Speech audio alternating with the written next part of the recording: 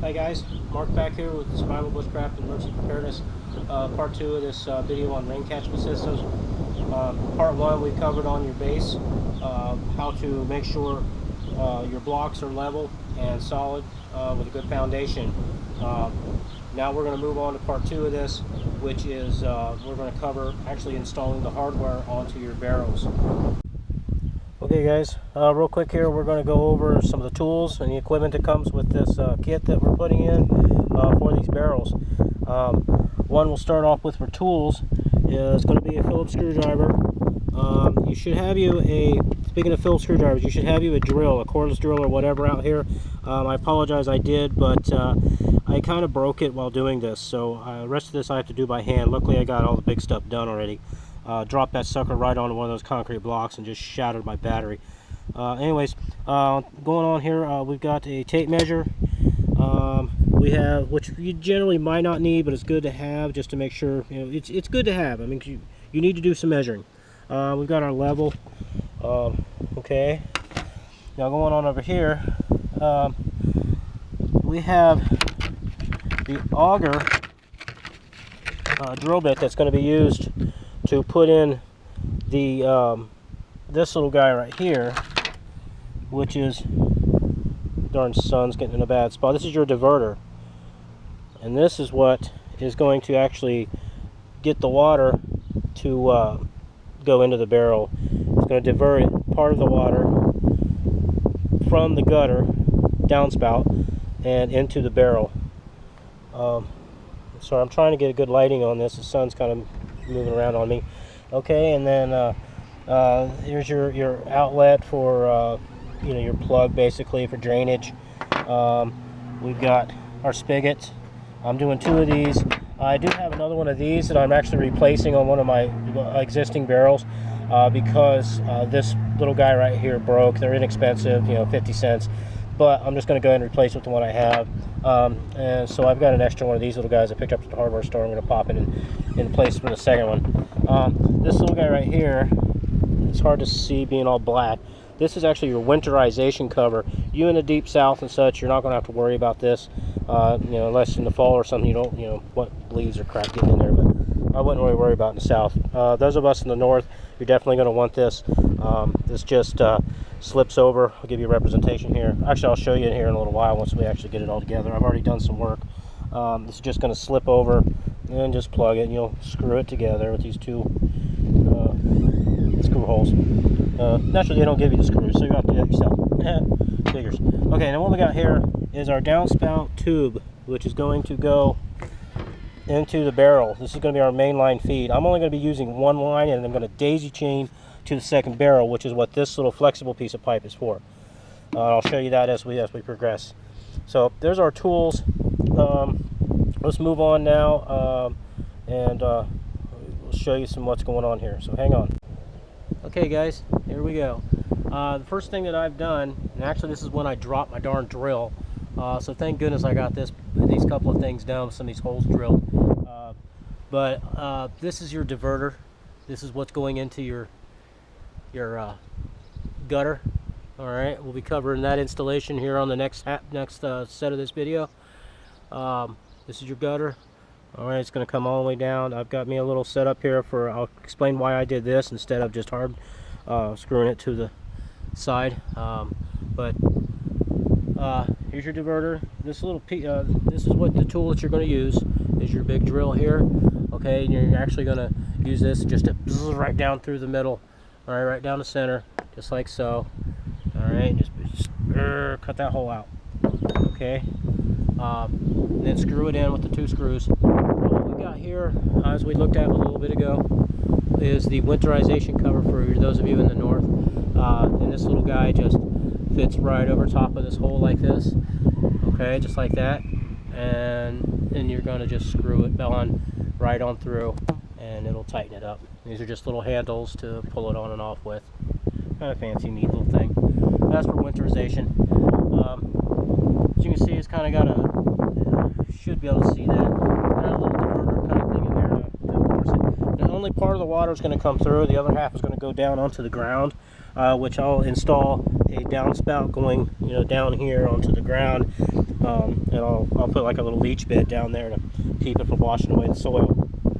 Real quick here, I want to show you something to look for in these barrels. Make absolutely certain when you go, whether you're buying from a manufacturer or if you are going to a farm surplus store like I do.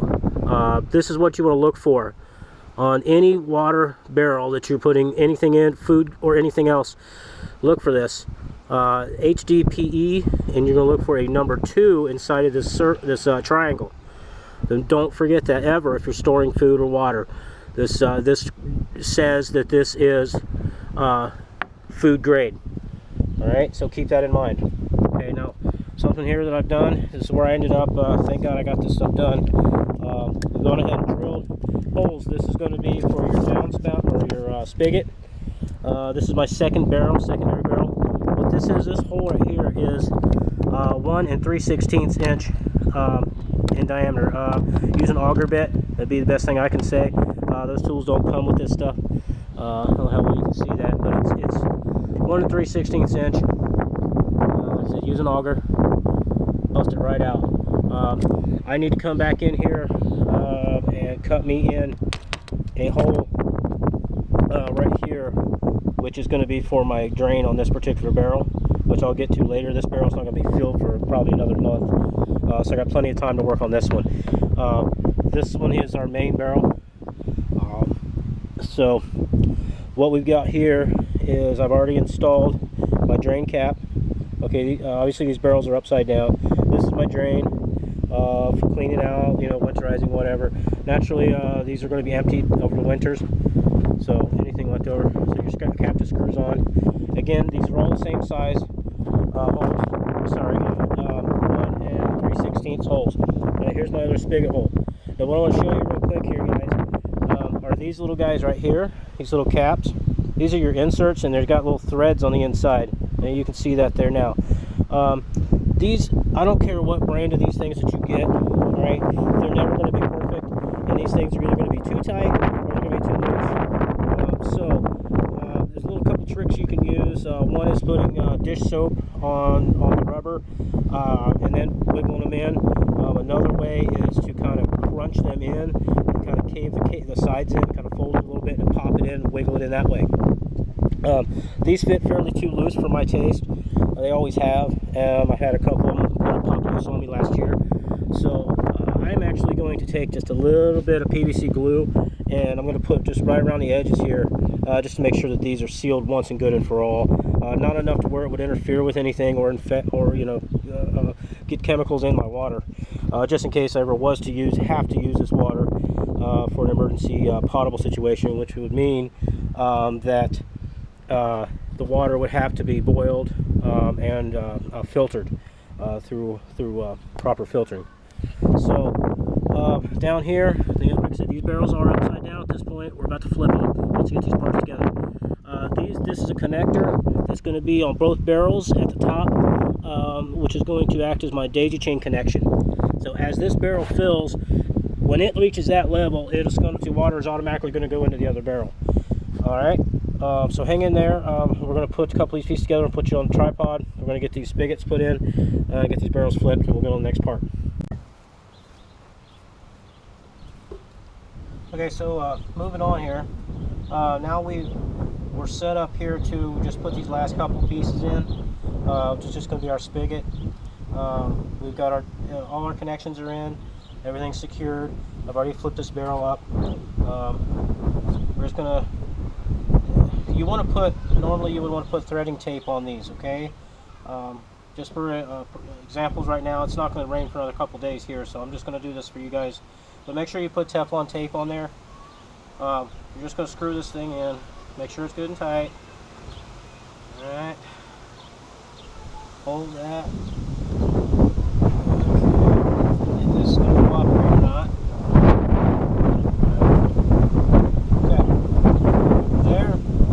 For me. Alrighty. A little water here. So now I'm going to flip it. Square it up a little bit. Okay. Now what I've done here is get you a little closer. Try not to shake you too much. Alright. It's the daisy chain connections.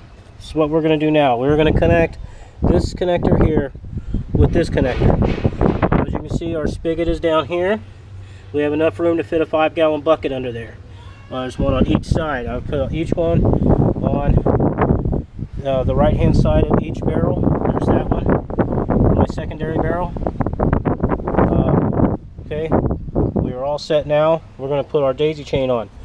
So hang on here, put your back in the mount, which this is very simple. What this consists of is a sleeve and a mount.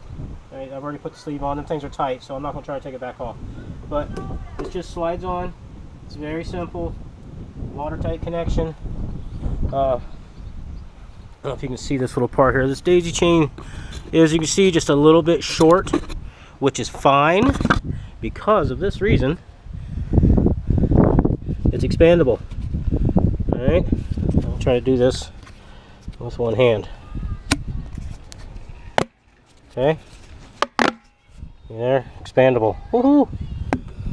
So, we're just going to connect it on there. Sorry guys for shaking it so much. Bad habit of that. But anyways,